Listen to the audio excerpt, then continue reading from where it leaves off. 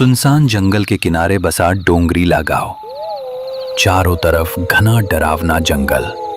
अमावस की काली रात थी। पूरा गांव एक अजीब सी खामोशी की चादर में दबा पड़ा था।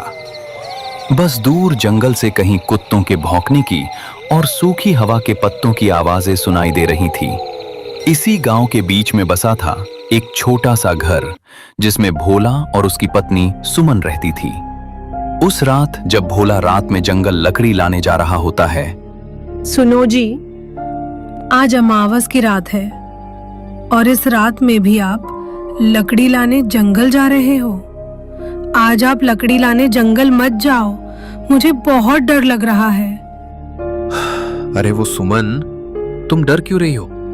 अगर मैं लकड़ी लाने जंगल नहीं गया तो हमारे घर का खर्चा कैसे चलेगा? तुम चिंता मत करो, मैं जल्दी लकड़ी लेकर जंगल से आ जाऊंगा। पत्नी ने इतना समझाकर भी भोला रुका नहीं। वो अपनी कुल्हाड़ी हाथ में लेकर इतने रात को जंगल लकड़ी काटने निकल जाता है। दूसरी तरफ उसी गांव के बीचों बीच पुराने बरगद के नीचे बनी रामू की चाय की दुकान से धीरे धीरे बुझती अंगारों की रोशनी में चमक रही थी। उसी चाय की दुकान पे बैठे थे गांव के 4-5 लोग। उनमें रामू, मोहन, गोपाल और गांव के सबसे बूढ़े शंकर काका भी बैठे थे। अरे आज ये कुत्ते इतना क्यों भौंक रहे बे? पूरा गांव इन कुत्तों की आवाजों से डर रहा है। मन्ने तो लग रहा है कोई आत्मा पिशाच बाहर घूम रहा है। अमावस की रात है ना आज? हाँ, आज अमावस्या की रात है और आज की रात जंगल में जाना मतलब अपने ही सिर पे लाठी मारने जैसा होगा। आज छलावा रास्तों में भटकता है। भाइयों, मैंने तो ये भी सुना था कि जंगल का छलावा रूप भी बदलता है, कभी कभी तो इंसान का रूप ले लेता है। सब लोगों की बातें चल ही रही थी कि उतने में दूसरी तरफ से भोला अपने एक हाथ में कुल्हाड़ी और दूसरे हाथ में एक लालटेन लेकर आने लगता है। लालटेन की कांपती लौ में धीरे धीरे भोला आगे आ रहा था। तभी चाय की दुकान पे बैठे शंकर काका बोले, अरे भोला, कहाँ चला इतनी रात को? आज अमावस्या की रात है।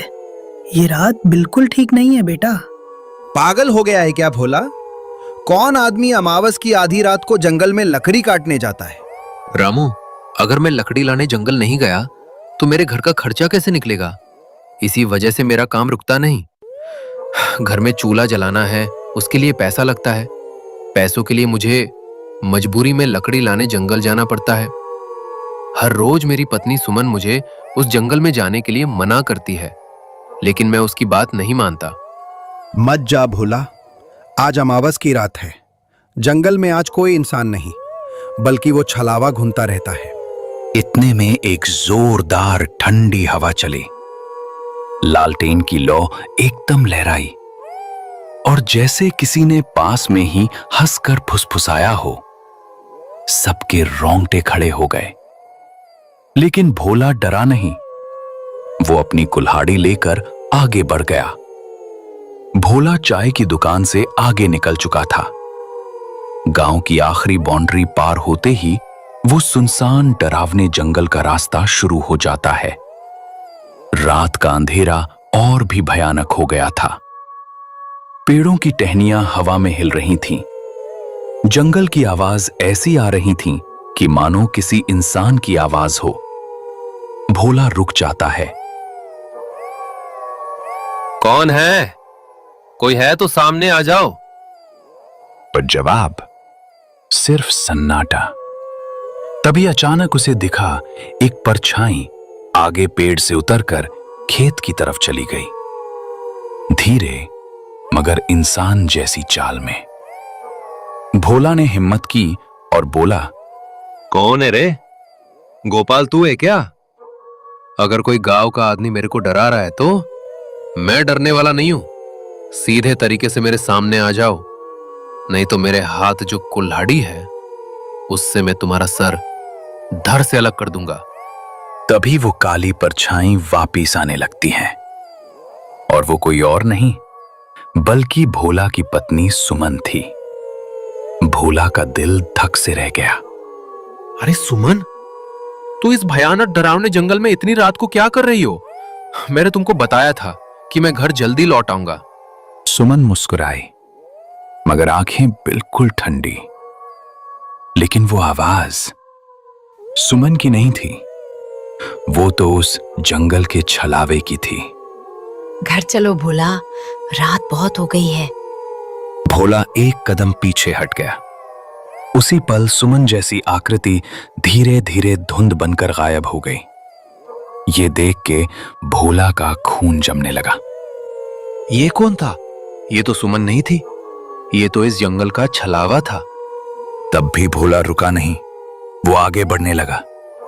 जंगल के रास्ते से भयानक डरावने डरावने आवाजें आनी शुरू हो गईं। थोड़ी देर बाद भोला जंगल के बीच आ चुका था। अब उसको पीछे लौटने की हिम्मत नहीं हो रही थी, आगे जाने का डर अलग। अचानक उसे अपने पीछे किसी के चलने की आहट आई। वो पीछे मुड़ा, लेकिन वहां कोई नहीं था। ये सब देख के भोला जोर से चिल्लाया, कौन है रे? सामने आ। तभी एक बार और उसके पीछे धीमी खुरदरी आवाज आई, जैसे किसी 60 साल के बुड्ढे की आवाज हो। फिर से भोला पीछे मुड़ा तो अपने पीछे उसको उसी के गांव के शंकर काका दिखाई दिए, जो चाय के दुकान पे बैठे हुए थे। शंकर काका, आप इस वक्त इस जंगल में? आपने तो मुझे जंगल जाने को रोका था, तो आप इस जंगल में इतनी रात को क्या कर रहे हो? मैं तेरा ही इंतजार कर रहा था भोला। भोला, आज तुझे मेरे हाथों से कोई नहीं बचा सकता। आज तेरा शरीर मेरा होगा। ये सब देख के भोला पीछे हट गया। मुझे पता है कि तुम मेरे गांव के शंकर काका नहीं हो। मैंने तुमको पहचान लिया है, तुम एक जंगल के छलावा हो। अचानक शंकर काका का चेहरा पिघलने लगा। आंखें लाल, दांत लंबे और चेहरा किसी दानव जैसा। भोला डरकर कुल्हाड़ी लहराता हुआ भागा। छलावा पेड़ों से ऊपर नीचे कूदता हुआ उसका पीछा कर रहा था। भोला भागते भागते एक पुरानी खाई पर पहुंचा। आगे रास्ता नहीं था, पीछे से छलावे की हंसी। अब भोला के पास आगे जाने का कोई भी रास्ता नहीं था। न भोला पीछे जा सकता था, न आगे जा सकता था। भोला ने कांपते हुए हाथों से अपनी कुल्हाड़ी उठाई और बोला, आ जा, मैं डरता नहीं तुमसे। तुझे जो करना है कर ले। छलावा एक झटके में भोला का रूप लेकर सामने खड़ा हो जाता है। अब इधर भी भोला और उधर भी भोला, एक असली एक नकली। ये सब देख के असली भोला डर जाता है। भोला, अब तू क्या करेगा? अब तो मैंने भी तेरा रूप ले लिया है। अब कौन सा तू और कौन सा मैं? अब तो तुम्हारी पत्नी सुमन भी मुझे नहीं पहचान पाएगी। तभी अचानक छलावा भोला के ऊपर छलांग मारने ही वाला था कि भोला को अचानक शंकर काका की बात याद आई। हाँ, शंकर काका ने मुझे आते हुए बताया था कि छलावा रोशनी को बर्दाश्त नहीं कर पाता।